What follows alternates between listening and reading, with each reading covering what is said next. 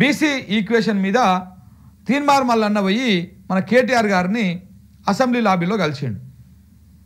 Assembly లాబీలో కలిసి అక్కడ కేటీఆర్ గారు కూర్చున్నారు, హరీష్ రావు గారు కూర్చున్నారు. మన తీన్మార్ మల్లన్న పోయి వాళ్ళకు బీసీ వ్యవహారంలో బీసీ నినాదం మీద మీరు మాకు సపోర్ట్ చేయండి సంథింగ్ ఏదో అని చెప్పేసి ఒక లేఖ ఇచ్చొచ్చినప్పుడు ఇక వచ్చినంతో మరీ ఎలాగొట్టరు కదా, శత్రువునైనా మనం వచ్చినప్పుడు ఆహ్వానించాలి, కూర్చోబెట్టాలి, బుక్కెడు నీళ్ళు ఇవ్వాలి, బుక్కెడు బోబెట్టి పంపించాలి, ఆప్యాయంగా మాట్లాడాలనేది ఒకటి ఉంటుంది మన దగ్గర తెలంగాణలో. సో కాబట్టి వచ్చినోడిని ఉంటేనే పంపించలేం కదా, తట్టు అతను ఎమ్మెల్సీ కాబట్టి కూర్చోబెట్టి మాట్లాడారు. ఇటు కేటీఆర్ ఉన్నారు, హరీష్ రావు ఉన్నారు, ఇద్దరు మాట్లాడారు. 10 నిమిషాల తర్వాత వెళ్ళిపోయారు. అప్పటికి ఆ వీడియోలు ఫోటోలు బయటకు వచ్చినాయి.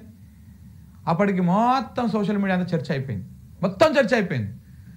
తీన్మార్ మల్లన్న కేటీఆర్ని కలిసిండు, ఇద్దరు కలవబోతున్నారు, పార్టీలో చేరబోతున్నాడు మల్లన్న, ఇట్లాంటి చర్చ అంతా నడిచింది. మళ్ళీ ఇదే తీన్మార్ మల్లన్న గతంలో కేటీఆర్ని కానీ హరీష్ రావు గారు కానీ లేకపోతే ఇంకా మిగతా వాళ్ళని కానీ చాలా వల్గర్ లాంగ్వేజ్ తోటి మారు పేర్లు పెట్టి లేనిపోనివన్నీ అంటగట్టి ఇట్లాంటివన్నీ కూడా మాట్లాడారు.